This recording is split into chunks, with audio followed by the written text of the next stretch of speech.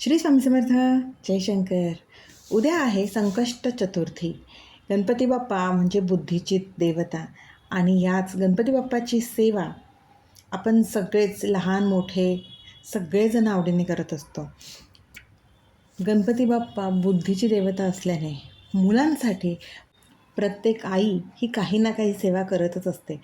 गणपती बाप्पाचा जो एक मंत्र आहे त्याचीही 121 दिवस सेवा केल्याने मुलांच्या बुद्धीत किंवा तुमची कुठलीही इच्छा असेल तर त्यामध्ये नक्कीच फरक पडतो, तो प्रभाव जाणून येतो.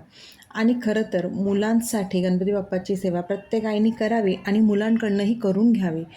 कुठलीच सेवा जमली नाही तर गणपती स्तोत्र म्हणजेच प्रणम्य शिरसा देवम हे स्तोत्र रोज मुलांना म्हणायची सवय लावावी. जर अथर्व शीर्ष म्हणता येत असेल तर अथर्व शीर्षाचा पाठ मुलांकडून नेहमी करून घ्यावा.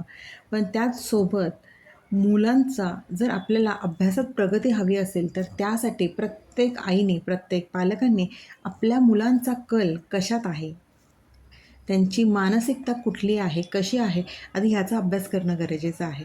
आपण आपल्या मुलांवरती हा अभ्यास करायलाच हवा आणि ह्या अभ्यासात चांगले मार्क मिळायलाच हवे हा दबाव न टाकता प्रत्येक मुलाला काही ना काही गुण ह्या देवाने दिलेलाच असतो. प्रत्येक मुलामध्ये एक कला दडलेली असते. आपल्याला मुळातच आपल्या मुलांची कला अवगत होणं गरजेचं आहे. त्यांच्यामध्ये प्रत्येक मुलांना काही ना काही येत असतं. म्हणजे एखाद्याला लिखाण येत असतं, एखाद्याला चांगलं बोलता येत असतं, एखाद्याला कविता करता येत असतात, एखादा खेळामध्ये तरबेज असतो. काही ना काही कला प्रत्येक मुलांमध्ये असते. आपल्याला गरज आहे ती ओळखण्याची. प्रत्येक मुलगा अभ्यासातच हुशार असायला हवा हा आग्रह न धरता तो ज्याच्यात हुशार आहे ना त्यामध्ये तो कसा पुढे जाईल हा विचार आपण प्रत्येक पालकांनी प्रत्येक आईवडिलांनी करणं गरजेचं आहे. त्यासाठीच मुलांची मानसिक प्रगती होण्यासाठी मुळात मुलं हे मनाने शांत आणि आनंदी राहण्यासाठी तसेच त्यांचं अभ्यासात लक्ष लागण्यासाठी मग एकाग्रता वाढण्यासाठी गणपती बाप्पांचा हा खूप छान आणि प्रभावी असा उपाय आहे. मुलांच्या गळ्यात तुम्हाला अशी एक वस्तू घालायची आहे ना की ज्याच्यामुळे ते घातल्यानंतर लगेचच प्रभाव दिसेल असं नाही. त्याच्यासाठी काही दिवस काही महिने जावे लागतात. ती एक म्हण आहे, तूप खाल्लं की लगेच रूप येत नाही. त्याच पद्धतीने संयम हे सगळ्या गोष्टींवरचं उत्तर आहे. कुठलीही गोष्ट करताना कुठलीही सेवा करताना त्यावरती आधी आपला स्वतःचा पूर्णपणे विश्वास, श्रद्धा आणि भक्ती असायला हवी आणि त्यासोबत आपले स्वतःचे कर्म तसेच प्रामाणिक असायला हवेत. आपण मुलांसाठी जे काही सेवा करतोय ना ती सेवा किंवा ती गोष्ट होणारच आहे या अतिविश्वासानेच आपल्याला ते साध्य करता येतं.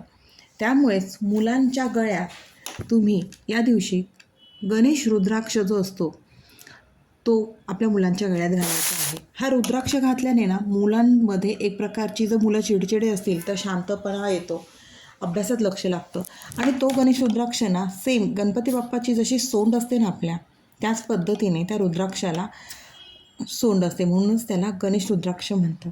हा रुद्राक्ष घेताना खरं तर नीट पारखून घ्या, बघून घ्या, कारण का रुद्राक्ष घेताना फसवणूकी होत असते. त्यामुळे तो खरा आहे का हे नीट जाणून घ्या, हे पडताळून घ्या. गणेश रुद्राक्ष खरंच इतकं प्रभावी असं रुद्राक्ष आहे ना ते घातल्याने खरंच तुमच्या मुलांमध्ये एक आमूलाग्र बदल तुम्हाला नक्कीच जाणवत येईल. गणपतीच्या सोंडेप्रमाणेच त्या रुद्राक्षाला सोंडेचा आकार असतो हे लक्षात घ्या. याच्यामध्येही दाखवलं आहे की रुद्राक्षाला तसा सेम आकार असतो. आता हा रुद्राक्ष तुम्हाला खरं तर पूजेच्या दुकानातही मिळेल, पण तो बघताना खरंच व्यवस्थित बघून घ्या आणि त्या पद्धतीनेच आपल्या मुलांच्या गळ्यात घाला. तो रुद्राक्ष आपल्या ह्या पंचरंगाचा जो दोरा असतो ना त्यामध्ये घालायचा आहे. जर तुम्ही चांदीच्या चैनमध्ये घालत असाल तरीही चालेल किंवा त्याला चांदीचं वरती कवर करून तो घालणार असाल तरीही चालेल, पण ते शक्य नसेल तर साध्या या दोऱ्यामध्ये आपण रुद्राक्ष आपल्या मुलांच्या गळ्यात घालू शकतो.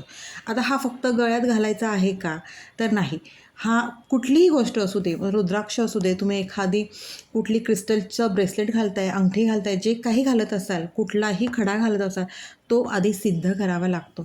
त्याचप्रमाणे हे रुद्राक्षही तुम्हाला सिद्ध करून घ्यायचं आहे.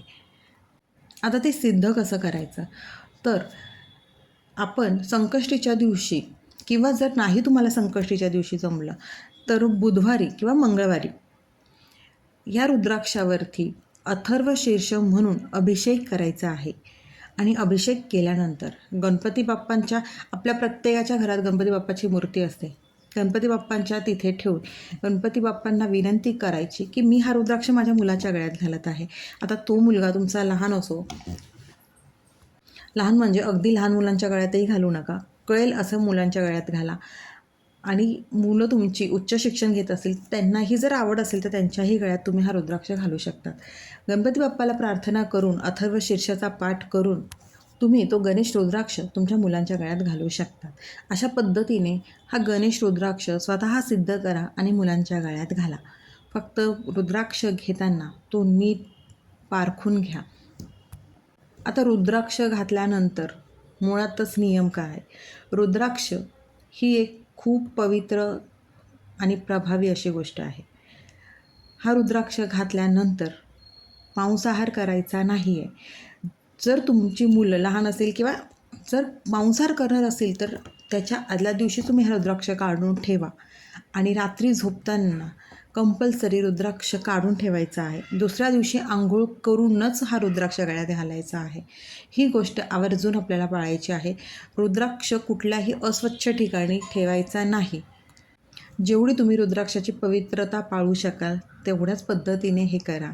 अतिशय प्रभावी अशी ही गोष्ट आहे. मुलांच्या प्रगतीसाठी, त्यांचं अभ्यासात लक्ष लागण्यासाठी, एकाग्रता वाढण्यासाठी, मनाची शांतता राहण्यासाठी, ह्या सगळ्यांसाठी प्रभावी अशी ही गोष्ट आहे. त्यामुळे या चतुर्थीला नक्कीच मुलांच्या गळ्यात गणेश रुद्राक्ष घाला आणि अनुभव घ्या. जर संकष्टी चतुर्थीच्या दिवशी जमलं नाही तर तुम्ही मंगळवारी किंवा बुधवारी ही सेवा करू शकतात. आणि दर संकष्टीला जर तुम्ही त्या रुद्राक्षाचा अभिषेक करून अथर्व शीर्षाचा पाठ करून जर स्वतः मुलांना शक्य असेल तर मुलांना करायला सांगा. नाहीतर तुम्ही स्वतः दर संकष्टीला त्या रुद्राक्षाचा, आपण गणपती बाप्पाचा जसा अभिषेक करतो त्याच पद्धतीने त्या रुद्राक्षाचा अभिषेक करत जा. म्हणजे ते सिद्ध होत जाईल, त्याच्यातील ऊर्जा वाढत जाईल. हे तुम्ही घरी आपल्या साध्या सोप्या पद्धतीने सिद्ध करू शकतात. त्यामुळे ही सेवा करा आणि मुलांच्या प्रगतीसाठी नक्कीच आपल्या आईने ही सेवा करावी. हो, पण त्याआधी आपल्या मुलांचा कल कशात आहे हे पण जाणून घ्यावं. गणपती बाप्पा तुमच्या प्रत्येक आईच्या मुलांना नक्कीच यशप्राप्ती, आरोग्यप्राप्ती, सुखप्राप्ती भरभरून देवोत. श्री स्वामी समर्थ. अशक्य ही शक्य करतील स्वामी, अशक्य ही शक्य करतील स्वामी.